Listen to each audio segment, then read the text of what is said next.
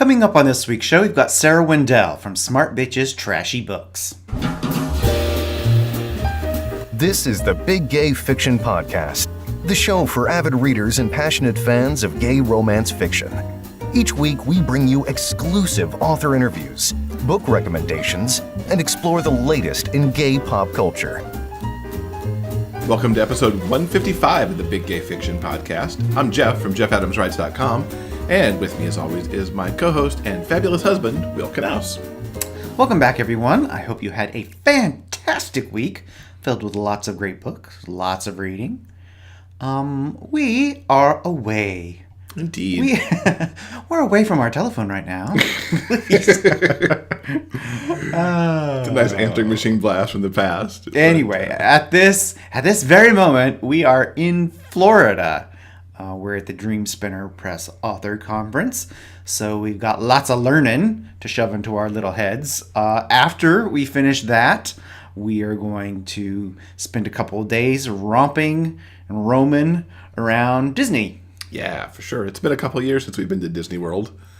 And we're going to check out Avatar and take a little visit to Pandora and go see the Frozen show and see what else we can get up to in the Magic Kingdom for 2 days.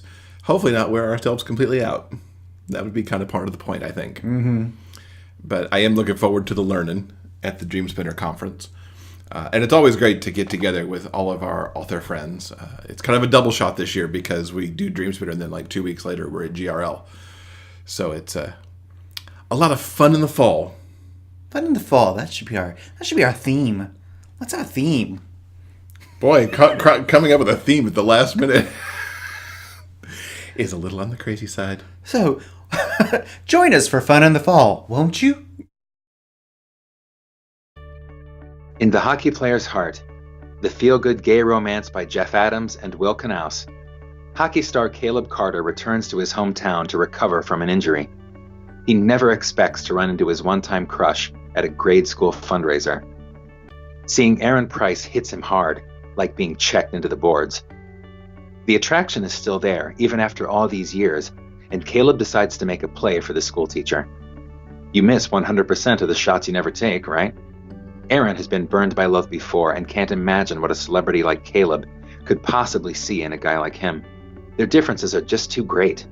But as Aaron spends more time with Caleb, he begins to wonder if he might have what it takes to win The Hockey Player's Heart. Get The Hockey Player's Heart in ebook, paperback, or as an audiobook performed by me, Vince Sterling, wherever you buy books.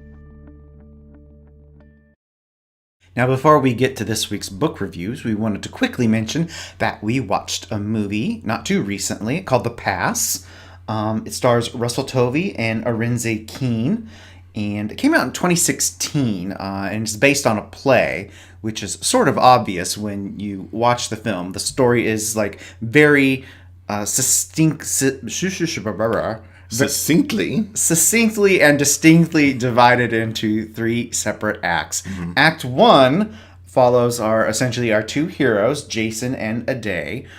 They're two young guys. They're members of a football club, and they're hanging out in their hotel room on the night before a big game. A game, as it turns out, it's going to decide their entire future careers. So there's horseplay and zaniness, and they also share a kiss that night. Then the story sort of fast forwards to 5 years later. We find out Jason has made it to the big time. He's a very successful, very popular footballer, and the scene takes place in his hotel room, and his attempts to get a sex tape made. Because how often does it happen you want to have the sex tape made? He's got problems. They made all it's cracked up to be. Then we sort of fast forward another 5 years when we're in another hotel room, and Jason is his career is kind of on a downward slide, and he's called up his old friend Ade, seemingly to reminisce and maybe get him to help him rehab a property he has on the seashore. But as the evening progresses, we learn sort of about hopes that have been realized, dreams that have been dashed, that kind of thing. This is really Russel Tovey's show. He did the play in London, and he's essentially the star of this movie. What did you think? It is the Russel Tovey show, and I loved it actually for that reason. It's amazing to see him really get to run through a complete array of emotions, from the kind of devil-may-care younger footballer that he is in the first act to a more serious trying to keep his image together by actually making this sex tape, and then kind of off the rails in the final act. And frankly, he's shirtless through most of it too, so that's nothing to really, not appreciate.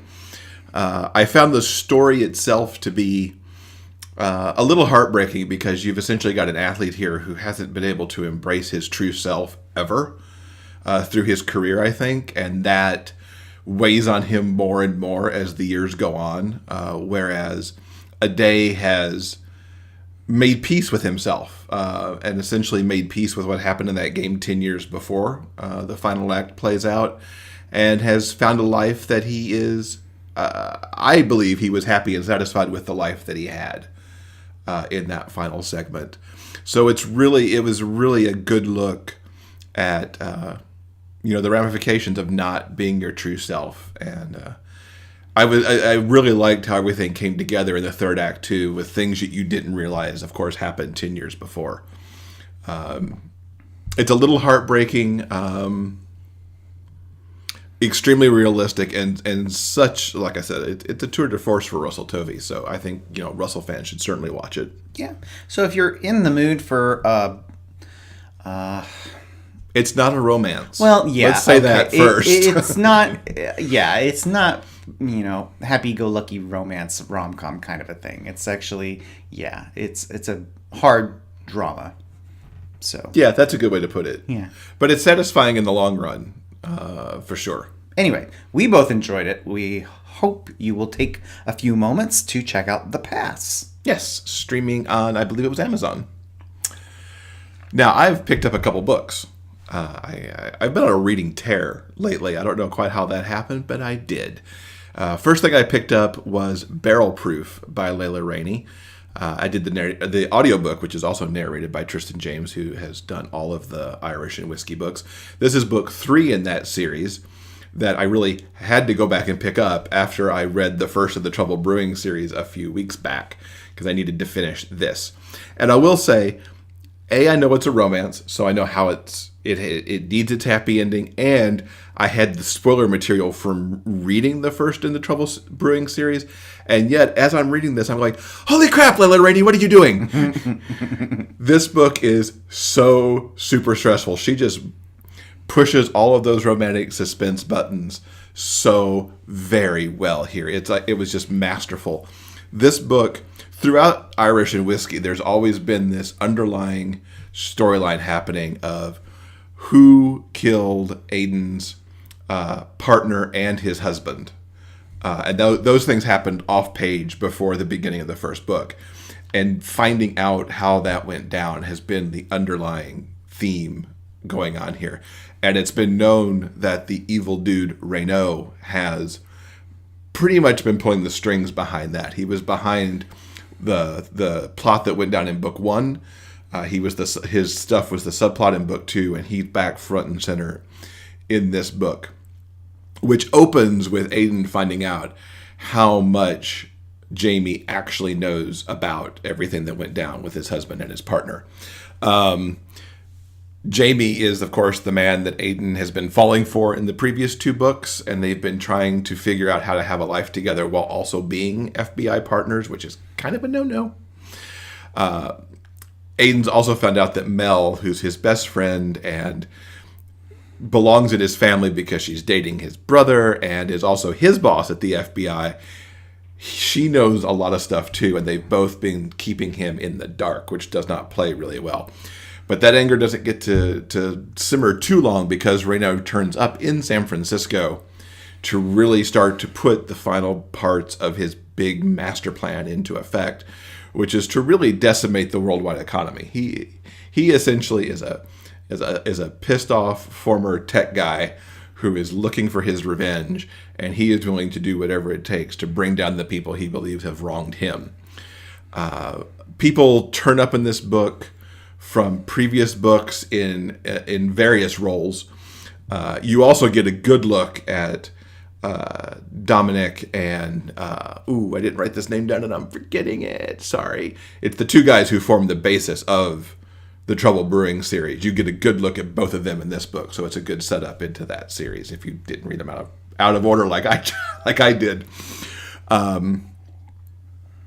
So much tension here, so much of Jamie and Aiden trying to keep each other safe and do their jobs, and realize that if they're going to stay FBI partners, that this is going to be very difficult because you have such different priorities, of course, if you're trying to do your job with your partner as opposed to trying to keep your partner safe in that job, and it can impact your choices.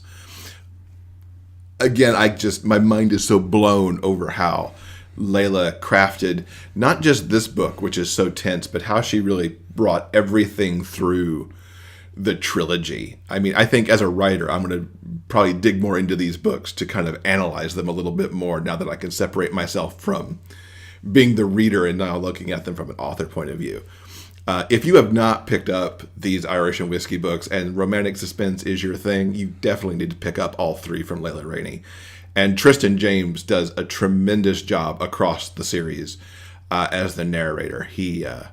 I particularly like the nuances that he does on Aiden's Irish accent, because it really, how much Irish he's speaking relates directly to either how stressed he is potentially in a situation or how much he's swooning over Jamie.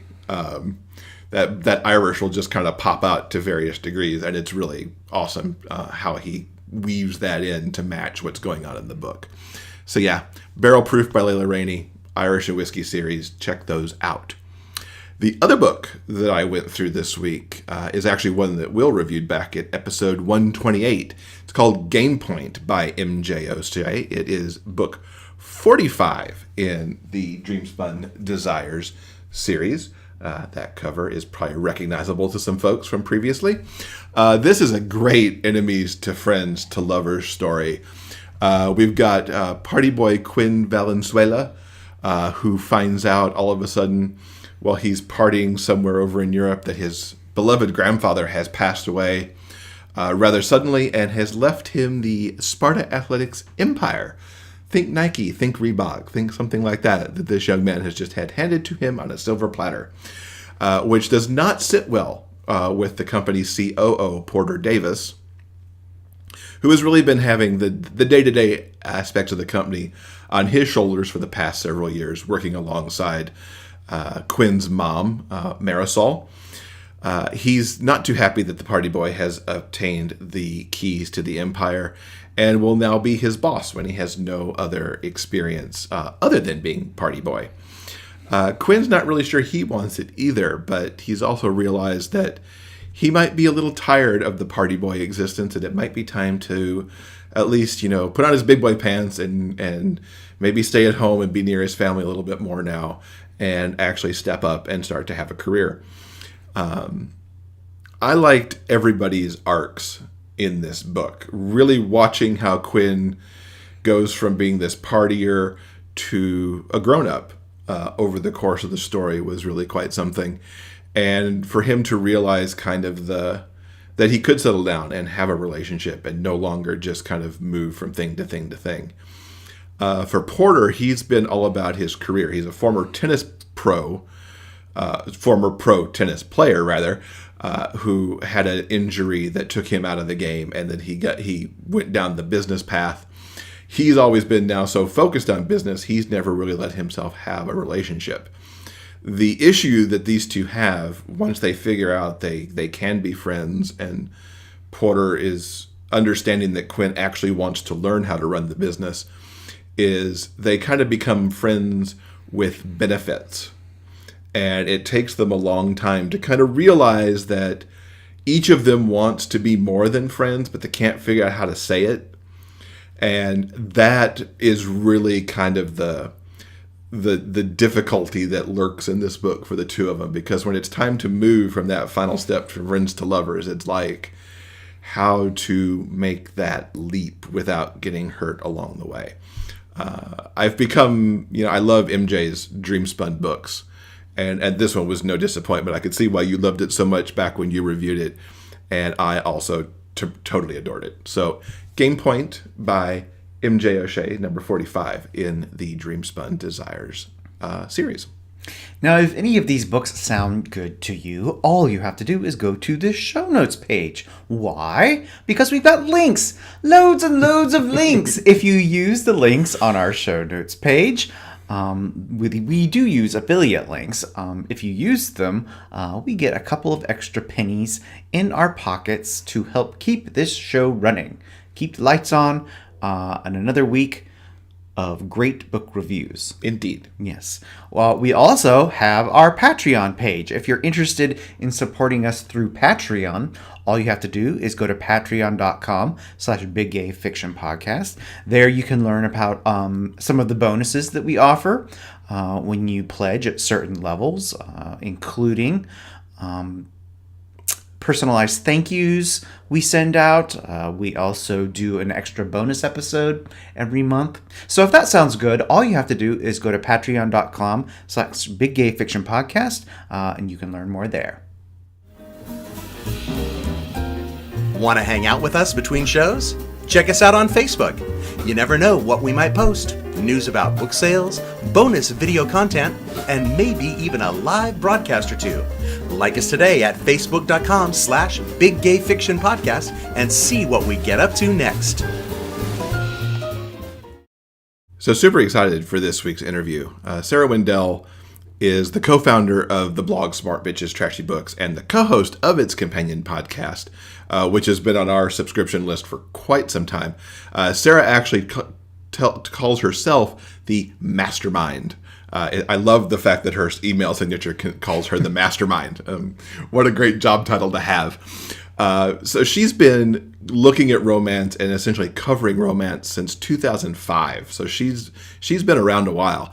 She's also a novelist, having done Lighting the Flames, a Hanukkah story, which she will be happy to tell you that she did because there were not enough Hanukkah stories out there amongst all of the holiday stories. She's done nonfiction too, with Everything I Know About Love I Learned from Romance Novels.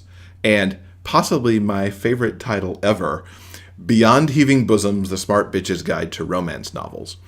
I'm excited to have her here because this is going to be a nice look at romance from somebody who's been covering it for a very long time.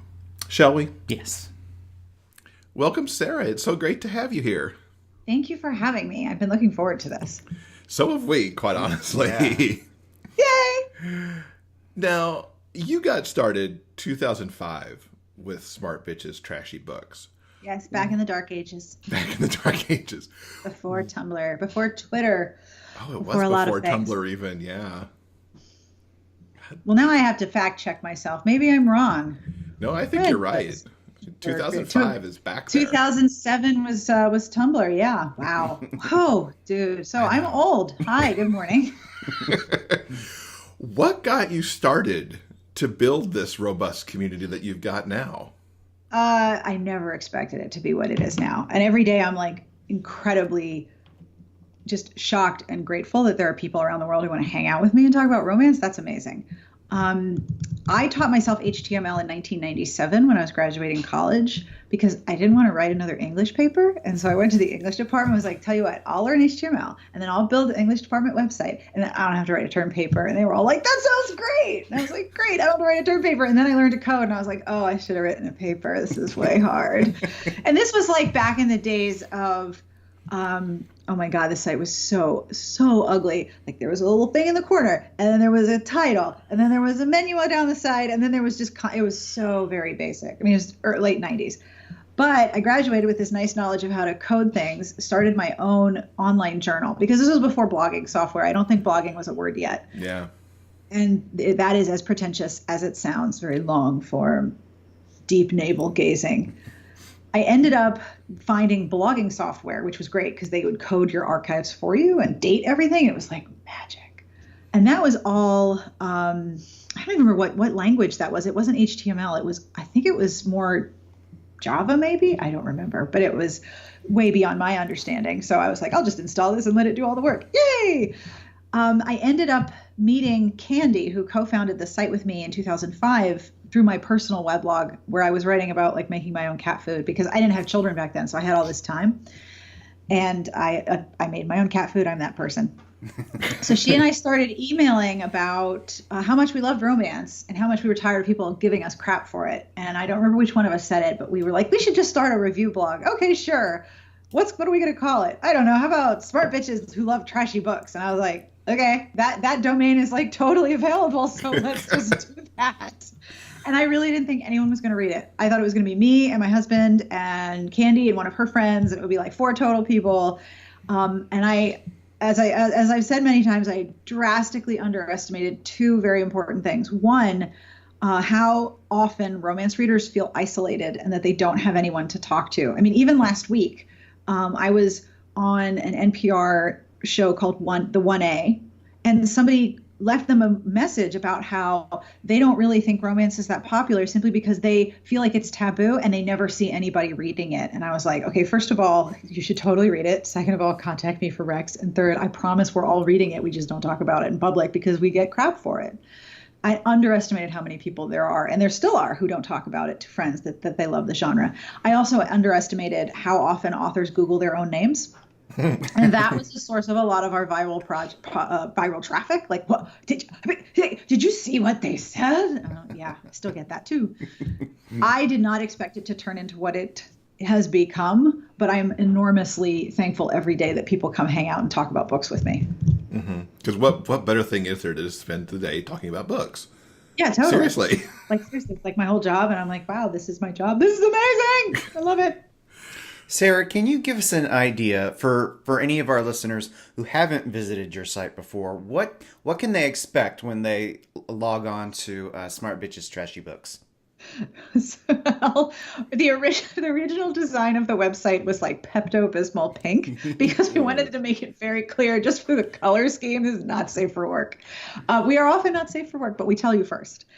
Most of the time, we are giving you very long, detailed, critical reviews of romance fiction, and that spans all the different permutations of the genre. We also talk about things that are relevant to romance readers who are mostly women. And it's really interesting. I am used to talking about romance, but I've been doing it for so long, operating on a language binary, because romance is a genre that centers female experience and female heroines and the, self-actualization of women, which is really important. But how to incorporate that message into multiple expressions of gender is not something that I have linguistically worked out smoothly yet. So when I stutter over this, or if I use too harsh of a binary term, I just want to apologize up front. I am trying to figure out how to say this in a way that makes sense. But what we are talking about most of the time are issues that are relevant and of interest to romance readers who are often mostly women and writing about extremely intimate subjects. So because we're talking about sexuality and emotions, vulnerability, and relationships, we also talk about things that are very intimate. Otherwise, we talk about sexuality, personal health. We have a regular column where we talk about sex toys that you can try. Amanda is super great at writing those. She's really wonderful. We also have a podcast. Big ups for podcasting. Yay! And we do daily books on sale. And one of my favorite features is Help a Bitch Out, where if you can remember the name of a book or the name of a character in some random scene, but you can't remember the title or the author, the community can find it for you. It's really kind of amazing. They know everything. I love that you do that because oh my God, I know that I've talked to B and Leah Koch at the Ripped Bodice, and they've talked about these customers who come in and go, well, the cover was pink and the heroine was named Mary, and I read it 15 years ago. What is that book? Yep. Uh-huh. Okay, I am that customer because I don't remember words. I just remember the pictures.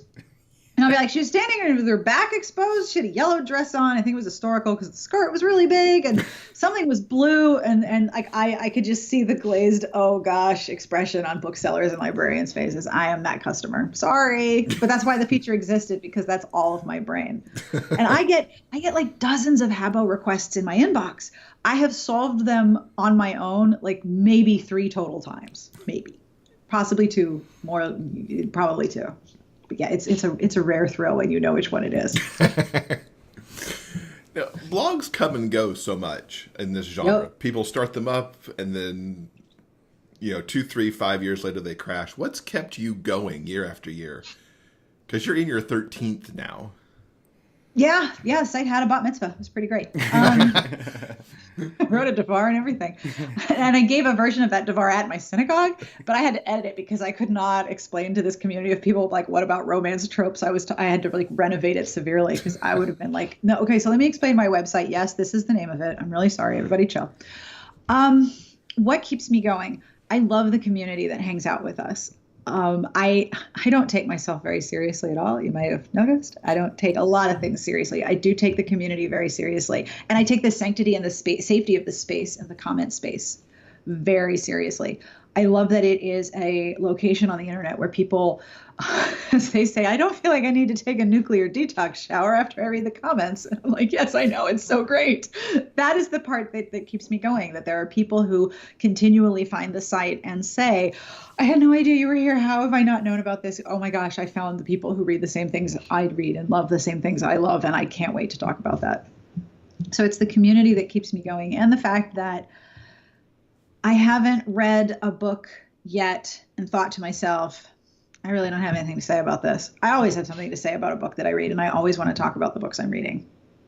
So I'm very fortunate that I get to do that.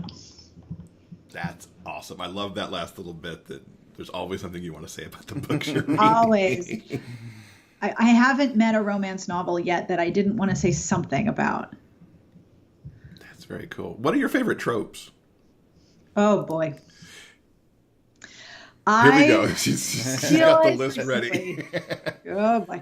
I realized recently that a lot of the origin of the things that I deeply, deeply love can be traced back to the original Beauty and the Beast television show with Ron Perlman. Oh, like, I love even that my show. favorite, Brian, even my favorite piece of classical music, I was rewatching it, and there's a scene where, like, Vincent is sadly in some cavern underneath the New York Philharmonic listening to a symphony, because he can't go out in public because he's a beast, and he's in this indescribably weirdly massive underground system of caves under Manhattan, which just can't possibly exist. And they're all dressed like they're going to Ren Fair. Like, I love this show. You watch it, you just got to be like, all right, I'm in. That's fine. I accept all of this. But he's listening to the symphony, and I'm like, that's where I found this piece of music that I love, because I saw it on Beauty and the Beast when I was like 12, and that's a very formative age. So I love Beauty and the Beast. I love internal conflict more than external conflict. I'm much more interested in emotional conflict that keeps people apart because of who they are at that moment. And then I love forced proximity that isn't life-threatening. Like, I'm a big fan of it's snowing and we're stuck.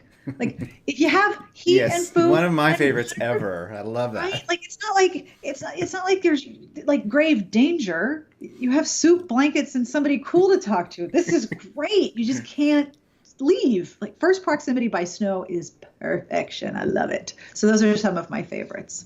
Oh, I also love grumpy, taciturn, caretaking characters of any gender.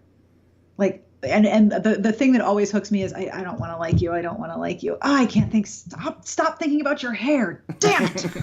That's one of my favorites too. I can't stop thinking about your hair. Damn it is like the perfect trope. Now, earlier when you were speaking about some of what the website has to offer, you mentioned the podcast, Smart Bitches.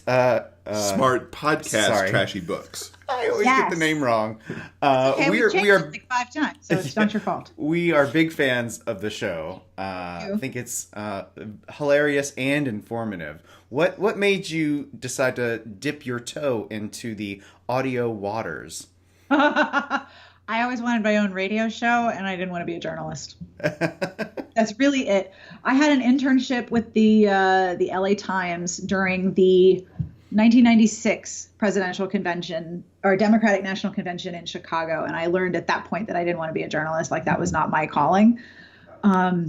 But I really loved radio. I always loved radio. I thought being on the radio was so great. That's my dog. I apologize. That's Zeb. I love the idea of radio, and I always wanted my own radio show. And I thought, well, I'll just do it on my own. And the podcast is actually very old. Our first episodes were 10 years ago. Mm-hmm. And then we took a hiatus and came back once I figured out how to do it on my own. And I love doing it. I love having my own little radio station broadcast about romance novels. And I love how much I've learned doing it. Like, haven't you just sort of look at all the things you've learned to do and be like, wow, that was impressive. Yeah. And it continues to evolve. Yeah. Yes, there's no limit of what you can do with the medium. And I like to say that voice is very intimate. I think a lot of people underestimate that. When you are in someone's eardrums and you're talking directly to them about a subject that they're passionate about, that is a very intimate communicative experience, I think. And especially because I've been recognized for my voice. Like, I'll talk and somebody will be like, I know that voice, which is really, really weird, but super cool. I have learned a lot about how much hearing someone talk to you directly into your eardrums creates a very real connection for listeners. And it's another community that I value very much, that people will email me about things that I've talked about and share things with me that they just wanted to share with someone who they knew would understand. Even a total stranger is even more sort of liberating and safe. I love that you can do so much with the format of a podcast, and yet it's still a very fundamental old form of communication. It's still radio. It's a form of radio. It's not being transmitted by radio distribution, but it's still like a vocal conversation happening with you or to you. And that's a really old form of broadcast. Like, it's so cool. I like what you said about being able to hear someone and the impact that has. To have authors on whose primary connection to readers outside of books has tended to be the blog tour. Yes. Now people can hear their authors if they can't get to a place for a signing or a convention or something. Oh yeah, absolutely. And I think that's tremendous. I think it's an excellent tool because, no matter how good a writer you are, text is still static and toneless. Like, you don't know the inflection of what's being said. You have to do that yourself when you're reading, or at least maybe that's how you read. That's how I read. I hear the things I'm reading. When you get to hear someone talk about their books, it adds a layer of understanding to the text that they've created, and it sort of creates an additional bridge between them and you as the reader. It's so great. Mm-hmm. Now, what have you seen with LGBT romances and how they've evolved since you started the community back in the day? There's been no changes at all. No. So a while ago, I was contacted by an RWA chapter who were like, listen, we read your first book, which is Beyond Heaving Bosoms, which came out in 2009, 2008. I don't remember the date of my own book. Sorry, but it was, back then. And they were like, you wrote this chapter about what you thought was going to happen. And you guys said that the gay romance was going to be a big thing. And then it happened. So we want you to come and make more predictions. And I was like, oh, crap.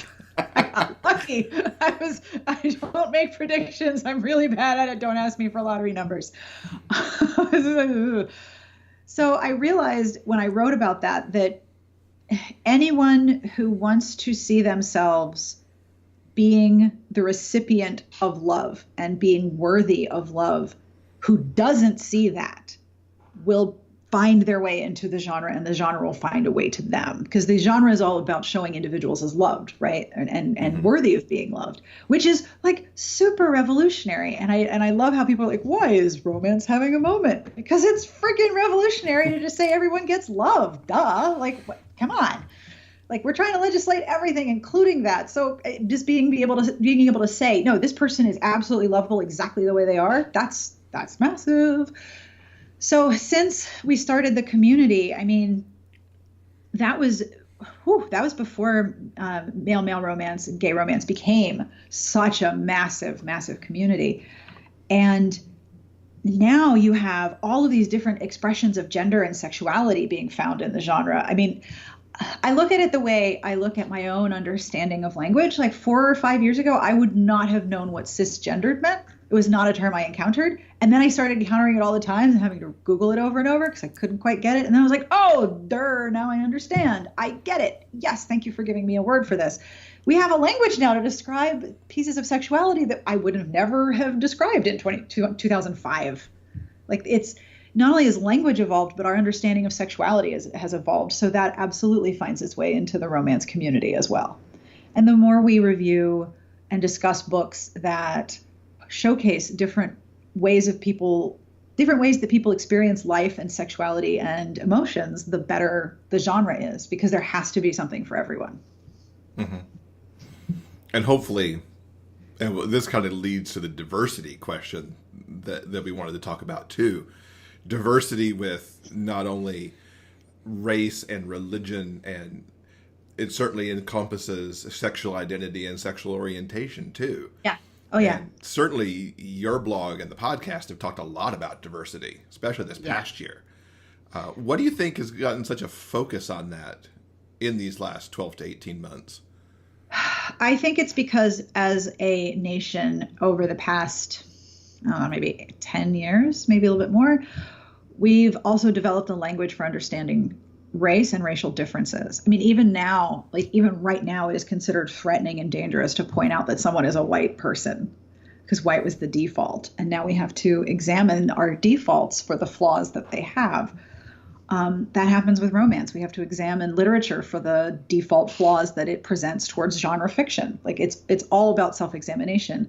So if we are going to recognize the ways in which we are unique and singular and powerful, we also have to recognize the singular things that make us different, because that's not a bad thing. However, much like the genre also says, we all have the same emotions and the emotional experiences. Those are very similar. You know, falling in love with someone or feeling attracted to someone or just being fascinated by somebody's brain. That is something that goes beyond all of these singular boundaries. And those are the things that the genre is writing about. I think diversity needs to happen as a discussion, and inclusivity has to happen as a discussion, because if you take all the books that have ever been published and you put them in one world, so we're building one world out of all the books, that world is so white and straight. And this really weird Christianity, right? Like, it's Christian because they have Christmas. We got Christmas out the wazoo, but it's not a specific denomination of Christian. It's not Episcopalian. It's not Baptist. It's certainly not Catholic. It's not Methodist. It's this weird sort of bland, non-specific Christianity. It's so interesting to me. Like, what is it? What denomination is this? It is the romance denomination of Christianity. Now, my lane is always going to be religious diversity because I want to see more about Jewish experience in romance. The nice thing about staying in your lane, though, is that you do come to intersections, which is great, because then you can work with other people to discuss, well, yes, that should also be represented. The genre needs to better resemble the community of people that reads it and the community of people that write it. As of right now, it doesn't do that enough, so it has to keep evolving in order to survive. That's it. Well said. Thanks. And I think that certainly Suzanne Brockman hit on some of that at her RWA speech, too. Whoa. I was in the very, very back of the room because I had gone to dinner with people. I don't know if you know, have you ever been to a Rita's? There are some dresses and there are some shoes. And I was wearing my daytime jeans, like the not the dark wash jeans, the light wash. I was wearing my daytime jeans and like flats and a cardigan. And I was not Rita ready by a long shot. So I came late. I was like, I'll just sit here in the very back corner in the dark. And I'm like in the back, and she starts her speech.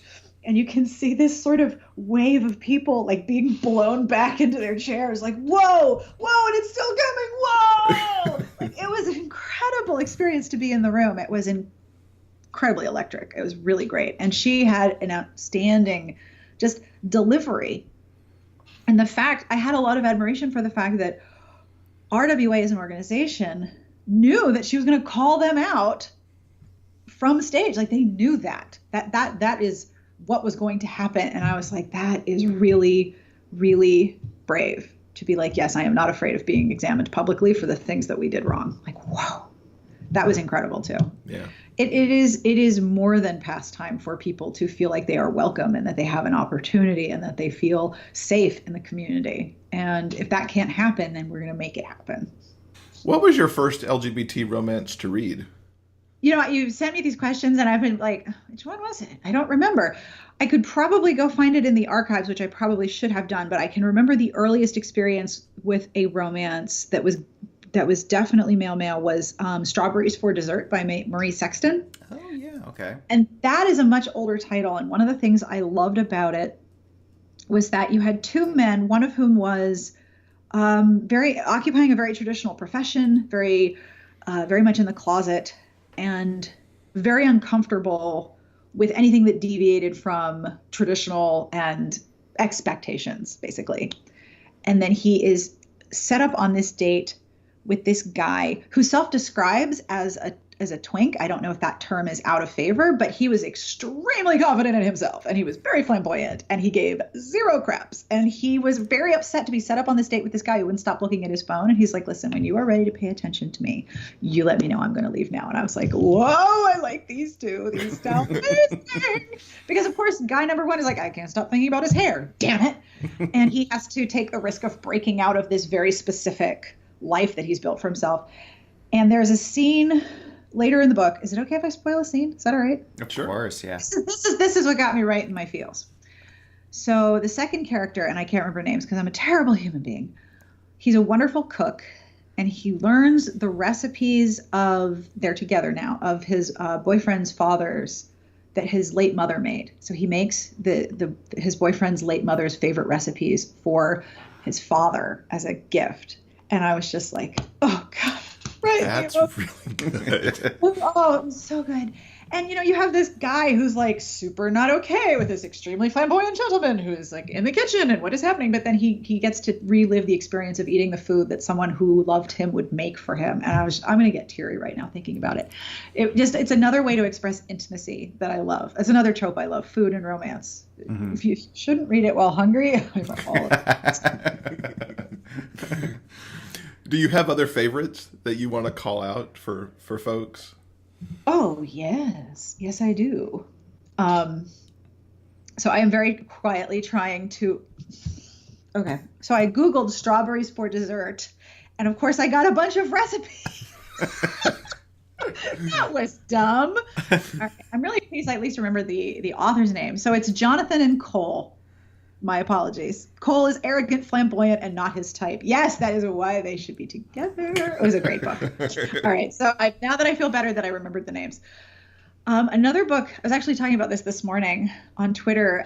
Sarah, I think it's Dedimer, if I'm saying that wrong. I apologize. The Dark Wife, which is a lesbian retelling of Hades and Persephone with Hades as a woman. Oh, it's so good. And one of my recent favorites that I absolutely love, to the point where I did that silly thing where you take a picture of yourself as the book cover, was Edge of Glory by, I think it's Rachel Spangler. I want to say it's Rachel. I am very bad. Yeah, Rachel Spangler. Good job, brain. That is about an Olympic snowboarder and an Olympic skier. And they are both sort of at the top age of where they can still compete on a professional level. And they're both trying to get into the Olympics again, like one more time. And the skier, Elise, is coming back from a very bad injury. And the snowboarder, Corey, has this really wild reputation and was one of the earliest professional snowboarders. And that they meet at training camp. And I know that it's a very familiar trope in lesbian romance to have the ice queen. So Elise is a skier. She's like the perfect ice queen. And Corey is a snowboarder. And she's like super laid back and chill. And like, what is your problem? But she's also got a really unconventional training regimen. And so Elise starts to learn from her training to focus on balance and interruption of your path and all this cool stuff. And there's also food in that one. I have a type. I loved that book because the more I thought about it, the more I loved the idea that the way that being a professional athlete puts you in touch with your body. And there's another book, Roller Girl by Vanessa North, which is about a trans woman. And one of the things I found so great about that book, and I still think about it, she in her old life, I want to make sure I use the right language, was a professional, I want to say wakeboarder. And so here's a person, and she talks about working out in her gym with trophies with her dead name all over them, but she won't take them down because she has this incredibly attuned relationship with her body. Even though she has transitioned to an entirely new self-identity, she has this intimate relationship with her own body because she was an athlete. So she took care of herself on a very attentive and intimate level. So the idea of having someone completely change their body and their identity and their gender, but also have so much knowledge of themselves biologically, it was so interesting. There was this sort of affectionate love of self that I just so enjoyed in that book. I'm going to stop talking about books now. But that's why we're here. Never. So it's now 3:00 in the afternoon. Another book I want to tell you about. We can spend all day doing this and be very happy about it. All I day. want you to tell me about books because I'm just like, I'm talking a lot. Tell me about the things that you read. What do you find in your community that is what brings people in to either MM or FF or some variation of the LGBTQ romances? A lot of the time, I think that it is exploration of self. Which is why I think it's so important to see characters who are bisexual, characters who are ace or aromantic or demisexual, or just exploring expressions of gender. Like I said, we have a language for these things now, where before there wasn't necessarily a clear expression of what that meant or how you even described it. I think that when you're looking for extensions of yourself and experiences that resonate with you, you're going to look at the books that more closely identify with who you are. I think for a long time, readers of every culture, background, sexuality, and identifier were asked to identify with a very specific archetype. And it was very straight, and it was cisgendered, and it was white, and it was often in a small town. Sometimes there were some cupcakes, or maybe dogs. Dogs are great.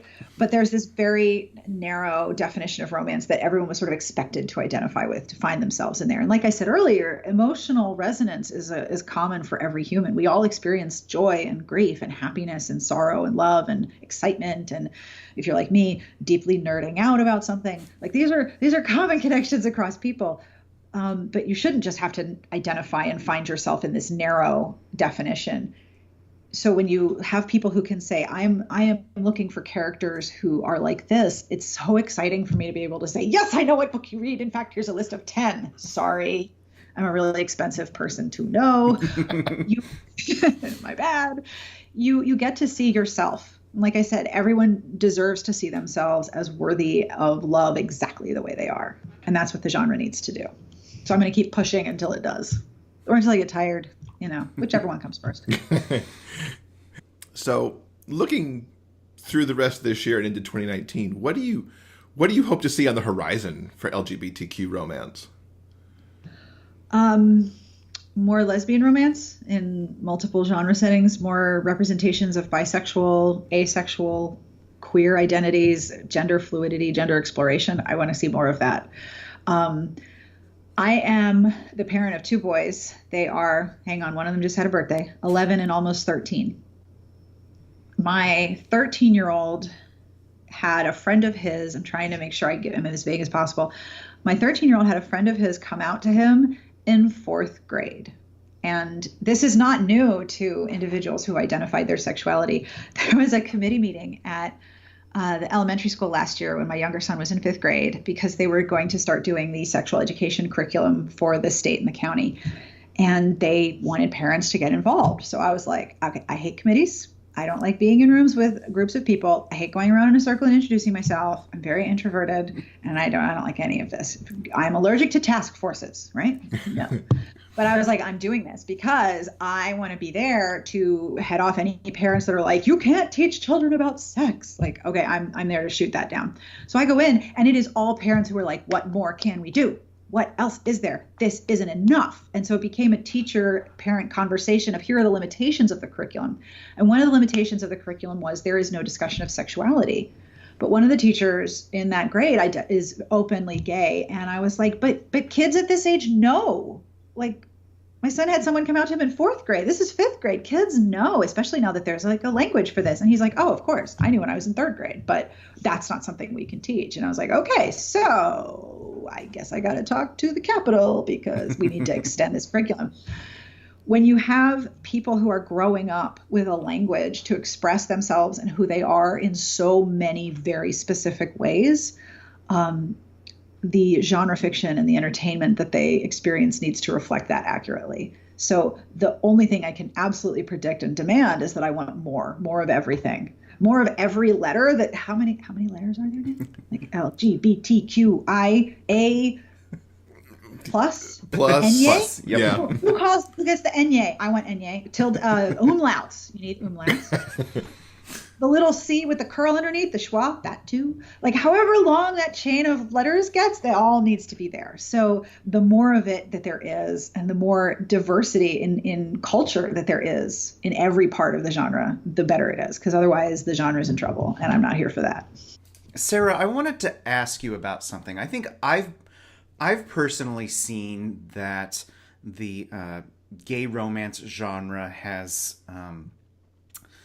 certainly come to the attention, it seems, of the big 5 publishers, especially in the last year where we've seen more and more. Not a whole lot, but more and more. Do you see that as I hate to use the word trend with air quotes, do you see that as a trend that's continuing into 2019?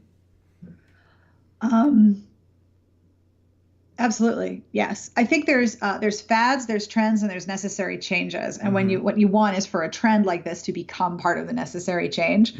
Like, for example, zombie romance was a fad. Yeah. And romance featuring queer characters is its own like necessary change. So yes, absolutely. I see more of that. And I think that one of the things that I would hope is that there's more available for readers in every possible location where they find books. So not just digitally, but also in print. Like, I'm really excited that Dreamspinner has a print program. Like, that's so great. I hope that stores will pick them up. Like, that would be great. And libraries too. I mean, I'm very fortunate that I've lived in places with excellent public library systems, but I know some library systems are very much averse to featuring queer romance. And gosh, even this weekend, there was a letter being composed by a writer named Julie Cohen about a library who'd received complaints about their gay romance display as being like left-leaning, political, bad for people, crap, whatever. I don't know. I'm sorry I don't speak bigot as fluently as I probably should, but I don't. She was like, I need to email the library and let them know that that this librarian didn't do anything wrong and they should have this display. That is another benefit to more publishers entering queer romance, that they will be put in more libraries. And there's so much wrong with the way that books are distributed and who has access to what. Like, I can't fix that myself, but more and access, good, basically. And that was my math. That's all the math I can do. More access, good. And we should point out, we should have done this back when we talked about diversity a little bit. Your stance on Hanukkah led you to write your own romance. Yes. I was asked about it by a very much older gentleman in my synagogue this week. And he's like, so can you recommend a romance for me? And I was like, wow, I was not prepared for that question. Sir, I need coffee first. And then I told him about all the Jewish romances that I knew of. And he's like, I got to go get my wife. Hang on. And they're like probably in their 80s. So I have a very firm rule that I don't complain about something 3 times. I either have to do something about it or I have to stop complaining, but I can't complain about something. And every year around about October, all the Christmas romance starts showing up for review. And I was like, it's 8 days. There's candles and fried food. This is hella romantic, people. What the hell? I was like, all right, that's it. I have to write a Hanukkah romance. So I ended up self-publishing a Hanukkah romance called Lighting the Flames. It takes place at a Jewish summer camp in the winter. I used to work in overnight Jewish summer camping. My kids go to camp. My husband and I met in high school, but got together at a camp. So camp is like the thing that our family does. So I self-published it in December of 2014, and I'm really very proud of it. Excellent. Yeah. So yeah, we'll stick that in the show notes with everything else so people can at least go check that out. Write an MM version of it. Ooh, I was thinking about, like, do I want to write a sequel? Do I want to write something that's set in the summer at the same camp? Yeah. That could be interesting. Well, Jay, who runs Joyfully Jay, she also is on the constant lookout for Hanukkah stories. I know, she lives near me. We meet for giant sandwiches and potato chips. It's great. That sounds awesome. We need to move to Maryland. That'd be fun. Come visit. I will take you out. It's so great. Sarah, it has been awesome talking to you and getting your perspective on all this. Thank you so much for having me. We're so thankful that Sarah took some time out of her incredibly busy schedule to talk to us about romance. If you haven't checked out the blog, Smart Bitches, please do so. And if you enjoy our podcast, I have a sneaking suspicion you might like hers as well. So be sure and check out Smart Podcast Trashy Books. Yeah, for sure. Very glad you could talk to us for a few minutes.